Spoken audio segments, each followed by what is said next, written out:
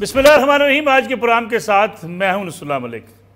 नाज़रीन, साबिक़ वज़ीर-ए-आज़म और पाकिस्तान तहरीक-ए-इंसाफ के सरबराह इमरान खान साहब के ख़िलाफ़ मुकदमा दर्ज हो चुका और इस मुकदमे में कहा गया है कि इमरान खान साहब ने सरकारी अफसरान को धमकियाँ दी हैं, लिहाजा उनके ख़िलाफ़ कार्रवाई की जानी चाहिए। इमरान खान साहब ने जो कल धमकियाँ दी थी इस्लामाबाद के IG को, DIG को और जज साहबा को, उन्हीं धमकियों को आज इमरान खान साहब ने फिर दोहराया है। हालांकि जब ये धमकियां दी गई उसके बाद से ये बात सामने आ गई थी कि इमरान खान साहब के ख़िलाफ़ मुकदमा दर्ज हो सकता है, लेकिन इमरान खान साहब अपने मौक़िफ़ से पीछे हटते दिखाई नहीं देते हैं। लगता यह है कि इमरान खान जो पॉपुलैरिटी हासिल कर चुके हैं, उस पॉपुलैरिटी की बुनियाद पर वो चाहते हैं कि उनकी मर्ज़ी के मुताबिक फ़ैसले हों और माहौल कुछ ऐसा बनता चला जा रहा है जिसमें इमरान खान साहब अपनी मर्ज़ी के अलावा होने वाले किसी फ़ैसले को कबूल करने को तैयार नहीं हैं। कोई माने या ना माने, लेकिन ये बात हकीकत है कि पाकिस्तान की सियासत के अंदर पिछले कई सालों से एक ऐसी रवश आम हो गई है कि जिसके नतीजे में ये तय किया जाता है कि किसको सियासत में आगे आने देना है या किसको सियासत में पीछे करना है। हमने देखा कि पीपल्स पार्टी इसका निशाना बनी और पीपल्स पार्टी के ख़िलाफ़ एक भरपूर मीडिया ट्रायल किया। इसके नतीजे में पीपल्स पार्टी को दीवार से लगा दिया गया। फिर इसी ट्रायल का निशाना बनी अवामी नेशनल पार्टी। अवामी नेशनल पार्टी के ख़िलाफ़ दहशत गर्दी के वाक़यात हुए, उन्हें अपनी इलेक्शन कैंपेन मखसूस इलाकों तक महदूद करना पड़ी और बिलाखिर वहाँ उन हलकों में पाकिस्तान तहरीक इंसाफ ने अपने कदम जमा लिए। इससे पहले की अगर तारीख भी आप सामने रखें तो बलूचिस्तान की बात हो या KPK की बात हो, वहाँ पर भी बाज़ जमातों को आगे लाने के लिए बाज़ सियासी जमातों को पीछे हटाया जाता रहा है। कराची के अंदर अगरचे MKM के कायद अल्ताफ़ हुसैन ने बहुत सी रेड लाइन्स क्रॉस की, लेकिन उसके बाद फिर ये फ़ैसला कर लिया गया कि उन्हें कराची के अंदर सियासत उस तरह से नहीं करने दी जाएगी जितनी आज़ादाना सियासत की वो सोच रखते थे। अगर आज के बयानात देखें तो इमरान खान भी एक ऐसे ही प्रेशर ग्रुप की तरफ बढ़ चुके हैं जहाँ वो चाहते हैं कि अवामी ताकत उनके पास है, इसलिए अब उनकी मर्ज़ी के बगैर कोई फ़ैसला नहीं होना चाहिए। और यही रवैया उनकी तकरीरों के अंदर झलकता है। जब वो गुस्से में आते हैं तो फिर कोई किसी को नहीं देखते, खा चीफ इलेक्शन कमिश्नर हो, खा अदलिया हो, खा इस्टेब्लिशमेंट हो, फ़ौजी इदारे हों, तमाम को वो आड़े हाथों लेते हैं। लेकिन क्या ये पॉपुलैरिटी के साथ साथ इमरान खान साहब का ये बयानिया कि वो किसी की बात नहीं सुनना चाहते, ना सुनने को तैयार हैं, उन्हें सियासत के अंदर मैदान में मौजूद रहने देगा या उनके लिए भी कोई ऐसी दीवार खड़ी हो जाएगी जिसका नज़ारा इससे पहले पाकिस्तान पीपल्स पार्टी, मुस्लिम लीग नवाज़, MKM, ANP और दीगर जमातें भी कर चुकी हैं। ये भी आज के प्रोग्राम का मौजू और साथ साथ इमरान खान साहब के ख़िलाफ़ जो मुकदमा दर्ज हुआ है, क्या उस कानूनी अदालत का रास्ता अख्तियार करेंगे इमरान खान साहब, कानून के सामने सरेंडर करेंगे, मुकदमे में पेश होंगे या नहीं होंगे? क्योंकि बाज़ार ये लगता है कि इमरान खान साहब तो ऐसे किसी मुकदमे को मानते ही नहीं हैं। इस पर बात करने के लिए आज हमारे साथ मौजूद हैं सीनियर तजियाकार जनाब अतर काज़मी साहब। अतर काज़मी साहब, आपका बहुत शुक्रिया, उनके साथ तशरीफ़ रखते हैं। सीनियर एंकर पर्सन जर्नलिस्ट अमीर अब्बास साहब, आपका भी बहुत शुक्रिया। सीनियर तजियाकार ब्रिगेडियर रिटायर्ड अहमद सईद मिनास हमारे साथ मौजूद हैं, आपका भी बहुत शुक्रिया। अतर काज़मी साहब, प्रोग्राम का आगाज़ मैं आपसे करता हूँ। इमरान खान साहब के ख़िलाफ़ मुकदमा दर्ज हो चुका। इमरान खान साहब आज जिस पॉपुलैरिटी के फेज़ के ऊपर हैं, यहाँ पे तो इमरान खान साहब किसी से के साथ ना बातचीत करने को तैयार हैं, ना किसी कानूनी तरीक़ाकार को मानने को तैयार हैं। अगरचे वो जो शहबाज गिल साहब के बयानात के बारे में कह चुके हैं कि उन्हें नहीं कहना चाहिए था। पार्टी बारहा ये कह चुकी है कि शहबाज गिल साहब ने रेड लाइन क्रॉस की, लेकिन इसके साथ साथ रिमांड देना जज का काम है, पुलिस का कार्रवाई करना पुलिस का काम है। पुलिस अपने जो उनको इख्तियारात मिलते हैं उनके मुताबिक कार्रवाई करती है, अहकामात को मानती है।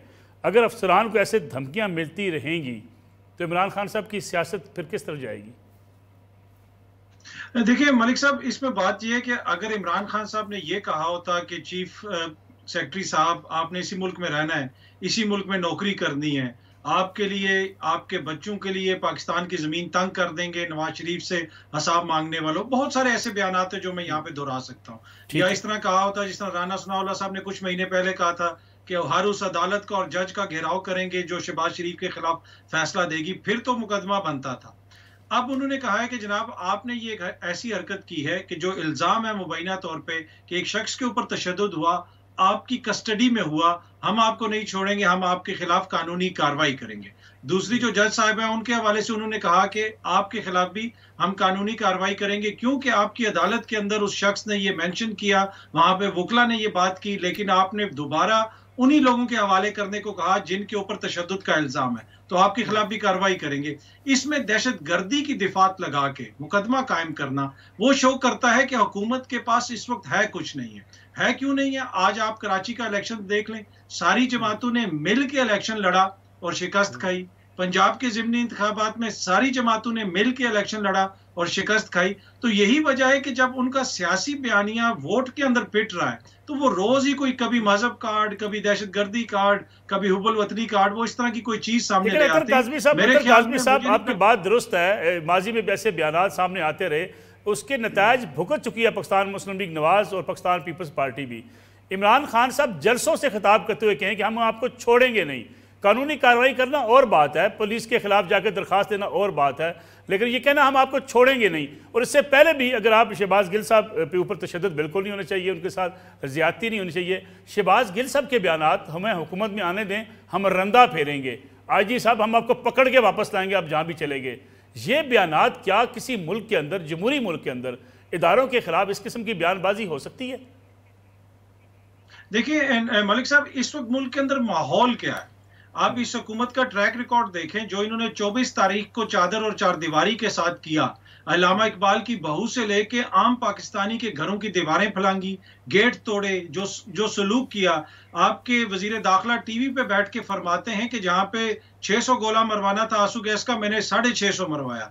इमरान खान के लिए 100 गोला एक्स्ट्रा रखा हुआ था। सीनियर सहाफी हामिद मीर साहब ने हमें बताया कि मेरे पास ऐसे सबूत हैं कि जिससे बिल्कुल वाजे होता है कि शहबाज गिल के ऊपर तशद्दुद हुआ। सेनेटर मुस्तफा नवाज खोकर साहब कहते हैं कि जनाब उस शख्स के ऊपर तशद्दुद हुआ। तो जब इस माहौल के अंदर आपकी सियासत चल रही हो, फिर इस किस्म के बयानात आते हैं। लेकिन बातों से आप किसी को दहशतगर्द या बातों से आप किसी को गद्दार नहीं करार दे सकते। और ये सुप्रीम कोर्ट के फैसले की भी खिलाफ वर्जी है जो आज मुकदमा दर्ज हुआ है, इसलिए कि यहाँ पे कोई भी ऐसी चीज हुई नहीं है कि जिससे ये जाहिर हो कि जनाब ये दहशतगर्दी है या उनका मकसद इसके ऊपर दहशतगर्दी करना था। ठीक है, आप मुकदमा कर लेते, आप उनके ऊपर कानूनी कार्रवाई भी कर लें, लेकिन क्या आप समझते हैं कि ये दहशतगर्दी का मुकदमा दर्ज होना चाहिए था खान साहब के ऊपर? अमीर अब्बास साहब, क्या ये मुकदमा दर्ज नहीं होना चाहिए था? दूसरा ये बताइएगा कि शहबाज गिल साहब की वीडियो के हवाले से भी, कि शहबाज गिल साहब की एक वीडियो आती है, उसे फेक करार दिया जाता है, फिर दूसरे दिन नई वीडियो आ जाती है जिसमें वो अपने लिए मटन मांग रहे हैं। शहबाज गिल साहब बज़ाहिर जो वीडियोज़ आ रही हैं उनके मुताबिक फिट दिखाई देते हैं, लेकिन दूसरी तरफ कहा जाता है कि उन्हें तशद्दुद का निशाना बनाया गया है।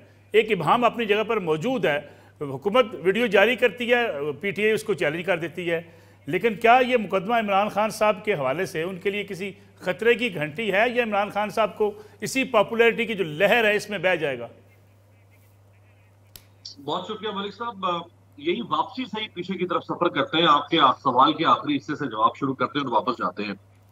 जहां तक शहबाज गिल साहब की सेहत या उनके ऊपर तशद्दुद की बहस है, हुकूमत कह रही है कि हमने कोई तशद्दुद नहीं किया, इमरान खान कह रहे हैं कि तशद्दुद किया।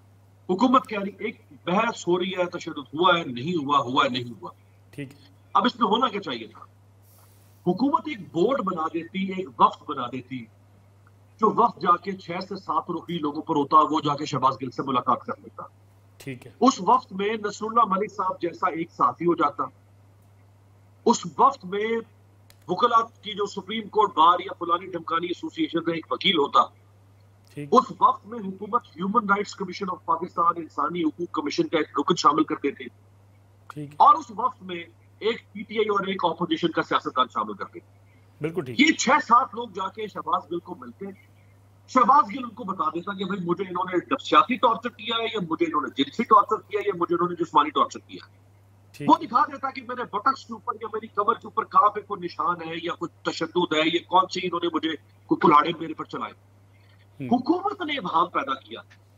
हुकूमत क्यों इस बात के ऊपर पर्दा डाल रही है? ये बजिद है कि हमने शहबाज गिल के ऊपर तशद्दुद के इल्जाम को वाज़ेह नहीं करना। इमरान खान जब मिलने जाते हैं उनसे, भाई वो एक ऑपोजिशन लीडर भी है, उसकी पार्टी का वो हिस्सा भी है, वो मुल्क का साबिक वज़ीर आज़म भी। अगर वो मिलने गया है तो आप उसको मिलवा देते, बात खत्म हो जाती। ये हुकूमत ने इबाहम पैदा किया। दूसरी बात ये कि जो शहबाज गिल साहब के अल्फाज थे जिसकी वजह से इशू शुरू हुआ, मैं समझता हूं कि शहबाज गिल साहब एक लूज कैनन है, वो एक बदज़बान शख्स है। मैंने कभी भी उनकी जबान की तारीफ नहीं की, और मैं समझता हूं कि इस किस्म की जबान बोलने वालों को सियासत में डिस्करेज करना चाहिए और इनको सियासत से इनका नाता बंद होना चाहिए। लेकिन मैं शहबाज गिल के ऊपर होने वाले किसी भी फाशिस्ट या अनडेमोक्रेटिक प्रेशर की भी मुखालफत करूंगा, मैं उसकी तारीफ नहीं कर सकता। शहबाज गिल जो बोला वो गलत होगा कानून और आइन की रूह से, उसका एक तरीका था। आपने एफआईआर कर दी शहबाज गिल के खिलाफ, आप शहबाज गिल को तफ्तीश के लिए तलब करते। बिल्कुल ठीक। देखिए, जो फन इमीडिएट अरेस्ट होता है ना मलिक साहब, इमीडिएट अरेस्ट, वो किस सूरत में होना चाहिए? वो होना चाहिए अगर कोई मुल्ज़िम रेपिस्ट है, अगर कोई मुल्ज़िम टेररिस्ट है, अगर कोई मुल्ज़िम सीरियल किलर है जिसकी वजह से मुआशरा और रियासत खतरे में पड़ जाए, उसको तो फौरन आप पकड़ लें। ये एक ऐसा ऑफेंस है कि जिसकी वजह से कोई मुल्क खतरे में नहीं पड़ गया, खुदा ना खास्ता। ठीक है, आप शहबाज गिल को तलब करते, शामिल तफ्तीश करते, वो अगर ना शामिल होता तो फिर आप हक बजाने किसी गिरफ्तार करने पे। आपने ऐसी की तैसी उसकी गर्दन पर नाखून रख के आपने कहा इसको अभी की अभी इसको पकड़ेंगे, इसकी ऐसी की तैसी। ये जो कल्चर है ना, ऐसी की तैसी वाला मलिक साहब, इसको ये कल्चर है बेसिकली हमारे इदारों में और हमारे निज़ाम, ये कल्चर खत्म करने की जरूरत है। ब्रिगेडियर मिन्हाज साहब, क्या इमरान खान साहब किसको दबाव में लाना चाहते हैं? एस्टेब्लिशमेंट को, हुकूमत को तो दबाव में ला चुके हैं, वो इलेक्शन चाहते हैं, इलेक्शन वो जीत रहे हैं, ज़िमनी इलेक्शन होते हैं वो जीत जाते हैं, पॉपुलैरिटी उनके पास है। इमरान खान साहब का ये एग्रेसिव जो स्टाइल है, ये अब किसको जो है प्रेशराइज करने की कोशिश है? बिस्मिल्लाहिर्रहमानिर्रहीम। बहुत शुक्रिया नसरुल्लाह साहब, आपने मुझे अपने शो में बुलाया। अगर मैं शुरू करूं तो एक पहले जुमले से शुरू करूंगा कि इमरान खान साहब ने जो कल तकरीर की, आज तकरीर की है, और जिस तरह के एग्जेक्टिव को उन्होंने चैलेंज किया है, सिविल और मिलिट्री दोनों को, वो इंतहाई मायूब है। मायूब इन अ सेंस कि अभी जो डिस्कशन हम लोग कर रहे हैं वो टेक्टिकल के ऊपर कर रहे हैं। अगर स्ट्रेटजिक लेवल के ऊपर देखें तो कोई भी रियासत जो है 4 सतूनों के ऊपर खड़ी होती है, जिसमें आपका एग्जेक्टिव है, जिसमें सिविल और मिलिट्री दोनों आते हैं, लेजिस्लेटर्स हैं, मीडिया है और आपकी जुडिशरी है।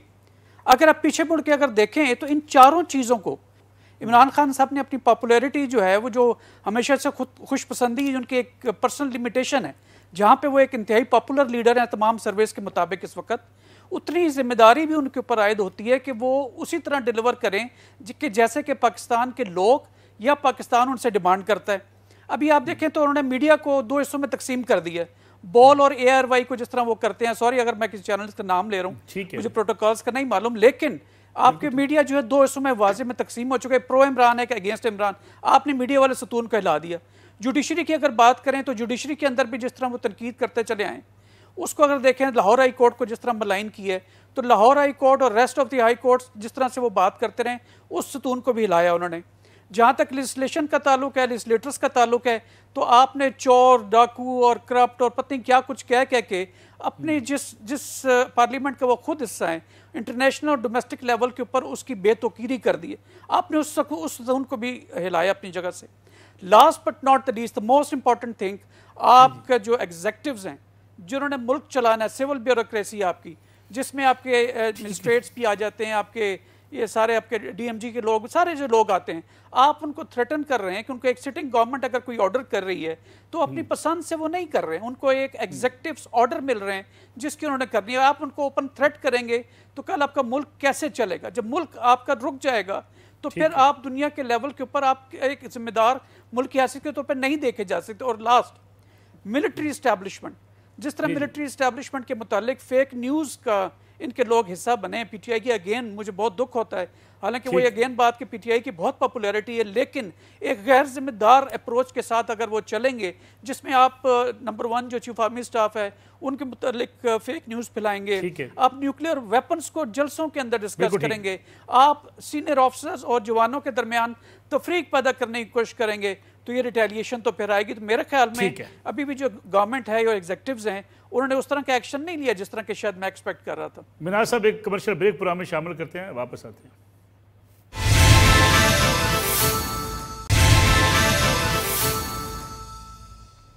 प्रोग्राम में एक बार फिर खुशामदीद। अख्तर काज़मी साहब, ये बताइएगा कि हम सियासत में करते ये हैं कि जब हमारी हुकूमत होती है, हम इख्तियार में होते हैं, तो तमाम इदारों का भरपूर तरीके से इस्तेमाल करते हैं। जब इक़्तिदार से बाहर निकलते हैं तो हमें इदारों की मुदाखलत याद आ जाती है। शहरयार अफरीदी साहब आजकल कह रहे हैं कि मैंने तो मुकदमा एक जनरल के और एक ब्रिगेडियर के कहने पर, उनकी कसम उठाने पर, ये मैंने कसम भी उठा दी थी और मैंने मुकदमा भी कायम किया था।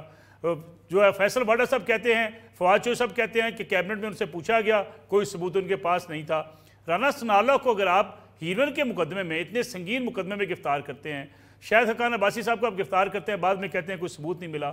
जब आप इन इदारों के साथ मिला के लोगों को गिरफ्तार करते रहे हैं माजी में, आज आपको ये याद आता है कि हम उस वक्त गलत करते रहे थे। अभी आप कहते हैं फ़ायज़ ईसा के साथ हमने ज़्यादती की लेकिन हमने गलत फैसला कर लिया। इक़्तिदार में जाने के बाद फिर वैसे ही सियासतदान करते हैं। जी मलिक साहब मुझसे पूछ रहे हैं? जी काज़मी साहब। जी देखिए, बड़ा इंपॉर्टेंट पॉइंट आपने उठाया, खुसूसन जो राना सनाउल्लाह साहब के ऊपर जो हेरोइन का मुकदमा हुआ था, उसमें एक 2 स्टार मेजर जनरल साथ बैठ के उन्होंने प्रेस कॉन्फ्रेंस की थी और पिछले दिनों राना सनाउल्लाह साहब ने कहा भी कि मैंने तहरीरी शिकायत की हुई है आर्मी से, आर्मी चीफ से, उस अफसर के खिलाफ। तो ये तो इंतहाई परेशान कुन बात है कि इतना सीनियर फौजी अफसर इस किस्म की हरकत में मुलविस था। अगर ये इल्जाम है कि वो सब कुछ झूठा था, तो ये तो जो भी किया, और वही उसी किस्म की बात शहरयार आफरीदी साहब भी कर रहे हैं। अब जो तहकीकात होंगी तो पता चलेगा। दूसरी बात यह है कि जब इदारों के हवाले से हम बात करते हैं कि उनके खिलाफ बात नहीं होनी चाहिए, उसमें इशू ये आता है मलिक साहब कि जो लोग इस वक्त आपके हुक्मरान हैं, उनके जो इत्तेहादी हैं, मोहसिन दावड़ साहब 14 अगस्त को उन्होंने हमारी आर्मी के हवाले से क्या फरमाया? उन्होंने कहा 69 लोगों के ऊपर इन्होंने गोलियां मारी और ये आए रोज ये काम करते हैं क्योंकि इनके खिलाफ कोई कानूनी कार्रवाई नहीं होती। फिर जब ये हुकूमत कहेगी कि हम इदारों के दिफा में खड़े हो रहे हैं, जब ख्वाजा आसिफ साहब के बयानात हमारे सामने हैं, जब वो लोग इदारों के आप बात करेंगे तकरीम के, तकद्दुस की, उनकी इज्जत की, तो फिर ऑटोमेटिकली लोग क्वेश्चंस भी उठाएंगे। सब मेरा यही सवाल है कि सारे सियासतदान जब चाहते हैं इदारों को उनके साथ मिल जाते हैं, जब चाहते हैं उनके खिलाफ हो जाते हैं, जब चाहते हैं उनकी हमायत में रैलियां निकालते हैं, जब चाहते हैं उनके खिलाफ जो तकारीर करना शुरू कर देते हैं। यानी जब अपने लिए ज़रूरत पड़ती है तब इदारों का इस्तेमाल जायज़ करार देते हैं, जब मुखालफ उनके साथ जाकर बैठ जाते हैं तब इदारे बुरे लगना शुरू होते हैं। ये बड़ा इंपॉर्टेंट क्वेश्चन है आपका मलिक साहब, और ये होता है, ये हर दौर में होता रहा, और हम बार बार देखते हैं कि जो लोग 6 महीने पहले बुरा भला कह रहे थे, लोगों को कह रहे थे कि आपको जवाब देना पड़ेगा, हर चीज आपने करवाई, अब वो एकदम से कह रहे हैं कि नहीं जी इदारे ठीक हैं। जो उस वक्त ये कहते थे कि हमारे बजट से लेके हमारे इत्तेहादियों तक बहुत सारे लोगों को मैनेज करते थे इदारे, अब वो इदारों के खिलाफ बात कर रहे हैं। लेकिन ये शो क्या करता है? ये शो ये करता है कि हमारे इदारे गर्दन तक जो है वो सियासत के अंदर मुलविस है, हमारी इस्टेब्लिशमेंट। जब आप सियासत के अंदर इस्टेब्लिशमेंट मुलविस होगी तो फिर वो इम्यूनिटी क्लेम नहीं कर सकती कि हमारे ऊपर तनकीद ना करें। आप जब सियासत करेंगे तो फिर सियासी लोग आपको सियासी तनकीद का निशाना बनाएंगे। ये एक बड़ा अनफॉर्चुनेट फैक्टर है पाकिस्तान के अंदर कि एक इदारा जो है वो सियासत में भी मुलविस है, उसकी इस्टेब्लिशमेंट, और फिर साथ साथ वो ये भी क्लेम करते हैं कि जनाब हमारे ऊपर सियासी तनकीद ना हो। ऐसे तो नहीं हो सकता ना। जिस तरीके से तहरीके अदम एतमाद आई, आप मलिक साहब मुझसे ज्यादा बाखबर हैं, आपको भी पता है क्या कुछ हुआ, पिछली हुकूमत से पहले क्या कुछ हुआ। तो फिर जब एक इदारे का ऐसा किरदार है सियासी, तो फिर वो अनफॉर्चुनेटली सियासी बहस का हिस्सा बन। बिल्कुल ठीक है अमीर अब्बास साहब, अगर इदारे सियासत से पीछे हटना चाहते हैं, न्यूट्रल होना चाहते हैं, हमें वो भी कबूल नहीं है। यानी हर दौर में हर सियासतदान चाहता है कि उसे ये छतरी मिल जाए, वो इदारों की सपोर्ट हासिल कर ले और इसी सपोर्ट की बुनियाद पर वो इक़्तिदार में आ जाए। इक़्तिदार में आने के बाद वो मजे ले इक़्तिदार के, इक़्तिदार से बाहर निकले इदारों को बुरा भला के। ये तो मलिक साहब इदारों का मामला है ना, हमारी सियासत में ये एक बड़ा ग्रे एरिया बन चुका हुआ है। ये अगर ब्लैक एंड व्हाइट में होता ना, क्रिस्टल क्लियर, तो हम कहते हैं ये गलत है, ये ठीक है। ये ग्रे एरिया बन चुका हुआ है। हमारे लिए यकीन करें या इस्लामाबाद की गुलाम जो सियासत की गुलाम गर्दिश है, इक़्तिदार की गुलाम गर्दिश है, इनमें सारा दिन हम इन्हीं में घूमते हैं, देखते हैं। ये वोट ऑफ नो कॉन्फिडेंस के बहुत सारे वाकयात और बहुत सारी रातें और बहुत सारी मुलाकातों का मैं खुद भी शायद हूँगा। हमें यकीन करें समझ नहीं आ रही होती इस मुल्क में कि इदारे कब पीछे हट गए हैं और इदारे कब आगे भी। इतना वो जो घमसान का रन पड़ा हुआ है ना, इतना ग्रे एरिया हो चुका हुआ है हमारे इदारों के हवाले से कि हमें समझ ही नहीं आ पा रही है कि हम कब कह सकते हैं कि अब आज के बाद जो हुआ सो हुआ, कहा सुना माफ, आज के बाद इदारे अलहदा, सियासत अलहदा। लेकिन अमीर अब्बास साहब, सियासतदान ये कर सकते थे, सियासतदान अगर मिल बैठते, अगर वो कहते कि हम अपने मामलात खुद तय करेंगे। काश ये इबाम होता और इस इबाम जी रहे होते तो हमें तसल्ली होती कि हम एक इबाम में थे। ये एक हकीकत है पाकिस्तान। इसके लिए आपको वंस एंड फॉर ऑल एक ऐसा जिसे जो मुआहदा इमरानी है, सोशल कॉन्ट्रैक्ट, आपको एक नया मुआहदा इमरानी करना पड़ेगा। ठीक है, आपकी सियासी जमातों को और आपके इदारों को बैठ के वंस एंड फॉर ऑल इस बात को तय करना पड़ेगा। ये मुल्क चलाना सियासतदानों का काम है, ये मुल्क तुम्हारे हवाले साथियों। ठीक है ब्रिगेडियर साहब, क्या ये मुआहदा इमरानी हो सकता है? सियासतदान मिल बैठे, एस्टेब्लिशमेंट मिल बैठे, ये तय कर लिया जाए कि सियासत में मुदाखलत नहीं होगी और सियासतदान अपने मामलात खुद तय करेंगे, वो खुद किसी गेट की तलाश में नहीं रहेंगे। जी बिल्कुल ऐसे ही है। अगर आप पाकिस्तान की पिछली 75 साल तारीख देखें और अभी इंडिपेंडेंस की अपने मनाई इसी महीने में, तो 1956 से लेके अभी तक 2008 तक आपकी जो है मिलिट्री डोमिनेंस रही है। अच्छा, वो अपने ना चाहते हुए भी पॉलिटिकल लीडर्स जो हैं वो किसी आशीर्वाद लेने के लिए या वो किसी किस्म की नेगोशिएशंस में फ़ौज की हेल्प लेने के लिए हमेशा गेट नंबर 4 जैसे शेख रशीद साहब कहते हैं आते रहे हैं पहले भी। लेकिन मैं अगर क्लियर लफ्ज़ों में कहूँ तो अगेन जनरल बाजवा ने इस कौम पर एहसान किया है कि ए पॉलिटिकल होने का उन्होंने जो अपना एक अज़म किया है। मैं कहता हूँ ये हमारी जो पॉलिटिकल जितनी ये भी अफेयर्स होने जा रहे हैं, ये खुद अपने ज़ोर पे अब पॉलिटिकल पार खड़ी हुआ करेगी इंशाल्लाह। अभी जो भी कुछ भी हुआ, ये चेंज ऑफ रिजीम हुआ जिसे वो कहते हैं अमेरिकन ने किया या जिसने भी किया, ये सारा एक पॉलिटिकल प्रोसेस था। ये पॉलिटिकल प्रोसेस में आपको इंक्लूसिवनेस, आपको एंगेजमेंट, कंस्ट्रक्टिव एंगेजमेंट की ज़रूरत होती है। लेकिन चूंकि पीटीआई के बॉस जो थे वो इतना आपस में एंगेजमेंट के हक में नहीं रहा करते थे, तो दूसरी पॉलिटिकल फोर्सेस इस कदर यूनाइट हो गई और अपनी इनके पॉलिटिकल पार्टी के अंदर भी कुछ ऐसी रिजर्वमेंट्स थी जो दूसरे पोल के साथ आके मिले। तो एक पॉलिटिकल प्रोसेस चला जिसमें अब उनका ये ख्याल था कि दोबारा आर्मी जो है वो नेगोशिएट करवाएगी या दोनों दोबारा आपस में कोई बातचीत करवाएगी, जो कि जनरल बाजवा ने सख्ती से उसको नेगेट किया और कहा कि do your own business, political affairs are yours, हमारा उससे कोई ताल्लुक नहीं है। तो ये बड़ा बदकिस्मती है कि जब आप पॉलिटिकल पावर में होते हैं, जब गवर्नमेंट में होते हैं तो आप आर्म फोर्सेस की तारीफें करते हैं और जब आप गवर्नमेंट से निकलते हैं तो आप उसकी बुराइयां करते हैं। ये सिर्फ पीटीआई के साथ इशू नहीं है, ये बाकी पॉलिटिकल पार्टीज भी यही जो है रवैया लेके चलती रही हैं। ठीक है, ये तो कोई मेरे ख्याल में इसको भी बदलना चाहिए और आई एम श्योर कि ये बस थोड़ी देर बाद वापस आते हैं।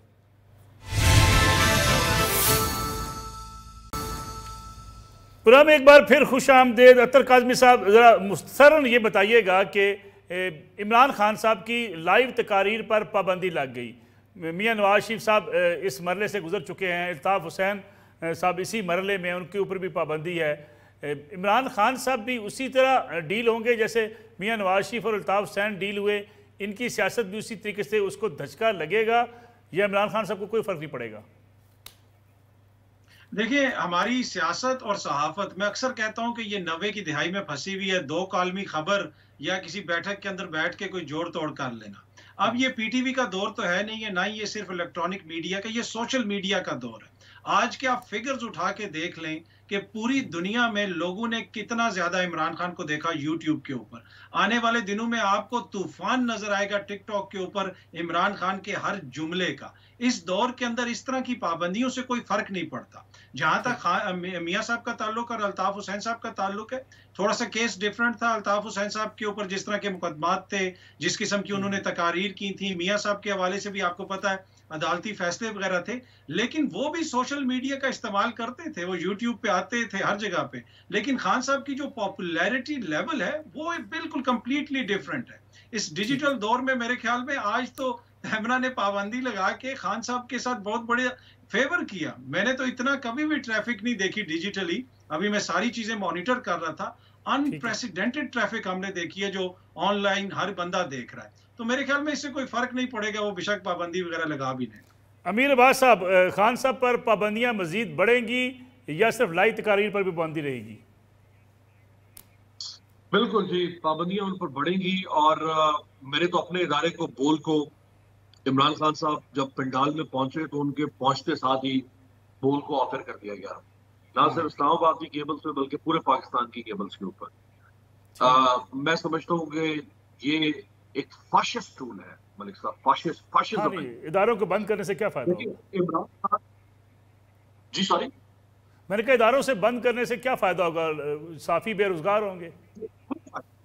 जी जी कोई फायदा हासिल हो सकता। देखिए मुझे इमरान खान की शक्ल पसंद नहीं होगी, ठीक है, आपको इमरान खान की पार्टी पसंद नहीं होगी, ब्रिगेडियर साहब को इमरान खान की कुछ और पसंद नहीं होगा, सो व्हाट? 2018 के वोट बैंक के लिहाज से इमरान खान की पार्टी लार्जेस्ट पार्टी है, ये एक फैक्ट है, ये किसी की ख्वाहिश या कोई नफरत की फैक्ट है, ठीक है। आज इमरान खान ऑपोजिशन का सबसे बड़ा लीडर है, ये फैक्ट है, ठीक है। सारी जमातें में 2 जमातें ऑपोजिशन में, एक जमात इस्लामी बिचारी, एक पीटीआई, ठीक। आप ऑपोजिशन की सबसे बड़ी पार्टी के लीडर के ऊपर आप उसे कहें कि इसको कोई नहीं दिखा सकता यार, इससे बढ़ के जमहूरियत का मजाक मलिक साहब क्या हो सकता है? ये बैठे हुए अतर काज़मी साहब बरतानिया में, आज बोरिस जॉनसन जो फेस कर रहा है, जो उसको मुस्ताफी होना पड़ा, क्योंकि वहां की ऑपोजिशन कहा कि तुम इस काबिल नहीं हो कि तुम हमारे मुल्क के मुद्दों को सके। बिल्कुल ऑपोजिशन ने इतना दबाव बनाया कि वज़ीर आज़म को मुस्ताफी होना पड़े। ये रूल है ऑपोजिशन का, डेमोक्रेसी में। आप उनका गला दबा रहे हैं, कैसे चलेगा काम इस तरह से? ठीक है ब्रिगेडियर मनाज साहब, क्या गला दबाने की बजाय डायलॉग, बातचीत बेहतर हल नहीं होता? जी बिल्कुल ऐसे ही है। डायलॉग के बगैर जब तक आप इंटरेक्टिव कंस्ट्रक्टिव एंगेजमेंट नहीं करेंगे तब तक मामलात जो हैं वो सुलझने नहीं जा रहे हैं। जैसे 13 अगस्त की रात को भी प्राइम मिनिस्टर साहब ने इनको ऑफ़र की थी कि हम जो है वो चार्टर ऑफ इकॉनमी के ऊपर बात करें या हालात को बेहतरी की तरफ लेके जाने की बात करें, लेकिन उसका मुस्बत जवाब नहीं आया। मैं नसरुल्लाह साहब ये भी कहूँगा कि इसका 5th जनरेशन वॉरफेयर बेसिकली वो अपनी फुल स्विंग के ऊपर, इसमें कोई 2 राय रह नहीं गई हैं। आपकी सोशल इंजीनियरिंग की जा रही है, आपको मिसपरसेप्शंस फैलाई जा रही हैं, आपका जो है दूसरा वॉर ऑफ नैरेटिव्स चल रही है। तो इसके अंदर अब हमें बहुत जिम्मेदारी के साथ आगे मुल्क को लेकर चलना होगा। और उसमें पीटीआई जो कि एक पॉपुलर जमात बन के उभरी है अभी तक, इमरान खान की पर्सनैलिटी, हीरो वाली जो पर्सनैलिटी है उसकी वजह से, और मैं एंटी अमेरिकन जो स्लोगन्स लगाए थे, इन 2 चीज़ों की वजह से ये बाकी जो पॉलिटिशियंस हैं उनसे आगे निकल गए। अब इनके ऊपर जिम्मेदारी भी उतनी बढ़ती है। अभी आपकी जो आपका सोशल फाइबर है वो सारा तितर बितर होता जा रहा है। आपके सोसाइटी जो है वो आप देखें तो आपके इलाकाई, लसानी, मजहबी लेवल के ऊपर डिवाइड होती चली जा रही है। तो लिहाजा इमरान खान साहब के ऊपर एक बहुत बड़ी जिम्मेदारी आयद होती है। एक भी इसका एक हमारे पास, जी हाँ, उसके एक citizen protection against online harm 2020 भी निकाला था इमरान खान साहब ने, लेकिन बाकी जो जितनी सोशल मीडिया कंपनीज थी लाइक ट्विटर, फेसबुक, इन सब ने इस पे रजिस्ट किया था कि फ्रीडम ऑफ स्पीच की आप बात कर रहे हैं वो हम नहीं होने देंगे। लेकिन फ्रीडम ऑफ स्पीच के साथ साथ हमें रिस्पांसिबिलिटी का भी मुजाहरा करना चाहिए। बहुत शुक्रिया। प्रोग्राम का वक्त खत्म हो गया। अमीर अब्बास साहब, अतर काज़मी साहब हमारे साथ मौजूद थे। नाज़रीन इंशाल्लाह अगले हफ्ते आपकी खिदमत में दोबारा हाजिर होंगे। इजाज़त दीजिए, अल्लाह हाफ़िज़।